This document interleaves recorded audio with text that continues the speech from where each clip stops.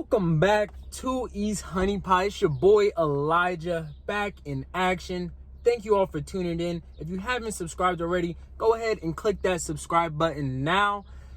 I appreciate it. So today's video, I will be discussing five lessons that I learned from Daymond John's book, Rise and Grind. It's an amazing book for any entrepreneur out there, and he does an amazing job of capturing the interviews that he has with various entrepreneurs, speakers, authors, musicians.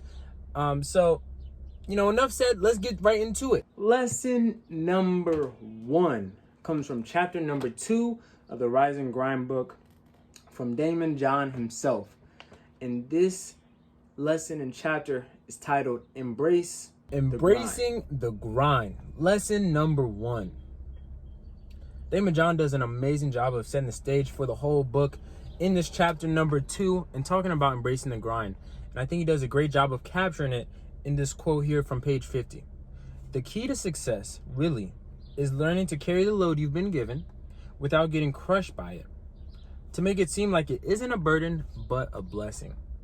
Learning how to embrace the grind. And from this chapter, the main lesson that I took from it was, with embracing the grind, you've got to embrace yourself and who you are. You've got to embrace what you produce, what you create, and what you put out into the world, and being comfortable with it and just loving that. You've got to put your mind to embracing the grind and putting your mind to say, yes, I do love this, that, and a third. And this is... Hey, I want to take a break from the action and let you know, subscribe to my YouTube channel comfortable below. With the grind, and that's what I feel like Daymond John is saying here in this first chapter, and the lesson that we can take from it with embracing the grind is really embracing ourselves, what we produce. Lesson number 2 comes from the chapter titled Be Inspired, where Daymond John sits down and interviews none other than the truly gifted and unique artist, Tyler the Creator. Being inspired. Inspirational in itself. But Daymond John does a great job of asking Tyler the Creator amazing questions that help us understand, where his creative passion comes from and how he just doesn't allow outside influences to influence himself personally. And on page 86, Daymond John does a great job of explaining this to me. He says, Tyler's thing is to create. Why else would it be a part of his name? And he doesn't spend too much time thinking about what others think of his creations. Now, the main lesson that I took from this chapter and being inspired was, it's a bit twofold. Inspiration first needs to come internally. You've got to hype yourself up, and you've got to be your number one fan, because if you're not, who else is going to be? Who else is going to be in your corner telling you, yo, you need to go produce this, you need to go create this, this is what you need to do? So first, you have to be inspired internally, but also you have to look at external factors as well to be inspired by. Whether it's family members and wanting to do better for them, or maybe you see your friends grinding, or maybe you see other leaders in your industry grinding. You've got to be able to be inspired by other people being in tune with what they do, what they produce, and how their passion flows out of them. We've got to also, one of the lessons I took from this is, we've got to be inspired to do more. Many times, even from myself, I'm like, I don't know if I should put this out. I don't know. You got to be inspired, and you got to push past that obstacle, that resistance that's in our head, and use it to your advantage and just keep producing, because it's part of the rise and grind. Do something a bit outrageous. Quick side note for this story that Daymond John includes in the book about Pablo Picasso.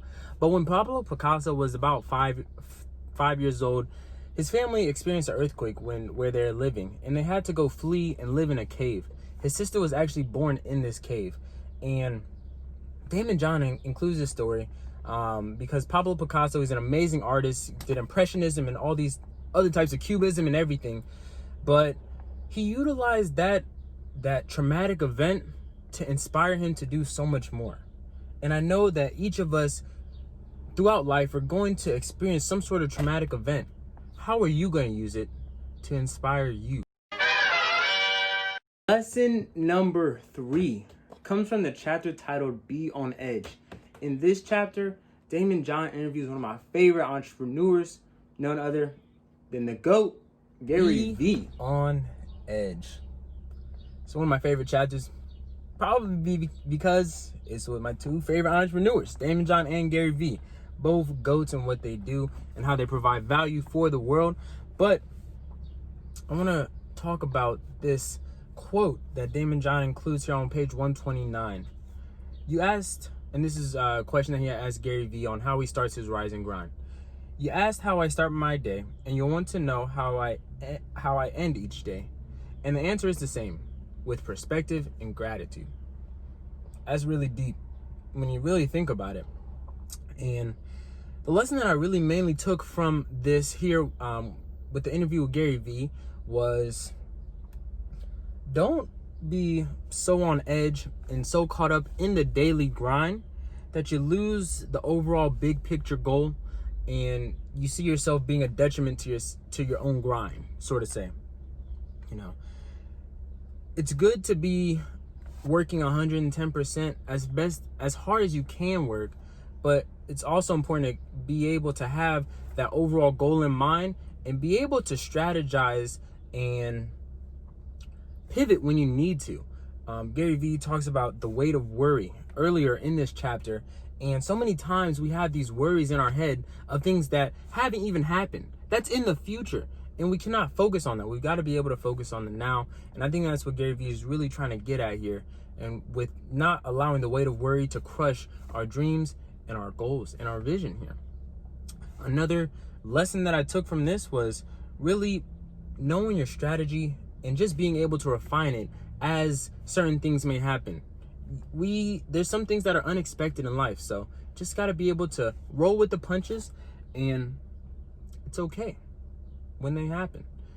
Rick Ross, he has this saying in one of his videos. He says, the heaviest tank on the battlefield always moves the slowest. Lesson number 4 comes from the chapter titled Be True to Yourself, where Daymond John interviews none other the exciting Wendy Williams. Be true to yourself.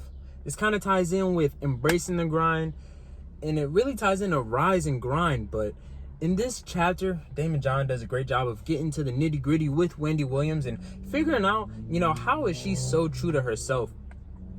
And honestly, the main lesson that I took from this was, one, you've got to be true to yourself. But for the world's sake, no one is going to offer the talent or skill or value that you have to bring. No one is going to bring that idea, that business idea, to the world. No one is going to bring, your fashion sense to the world or the book that you need to write. No one is, except for you, because God gave you that idea in your head for a reason, for you to make it come to fruition. Another lesson I took from this chapter was that you cannot want for your gift to be someone else's. And I think that goes back to just embracing your grind, embracing yourself, embracing what you do. Just being one with yourself and not wanting your gift to be someone else's gift. And just allowing the grind to flow out of you.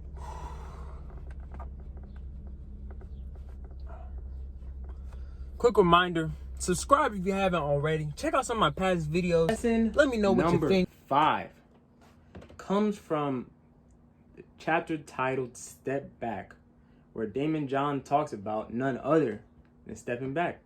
Stepping back.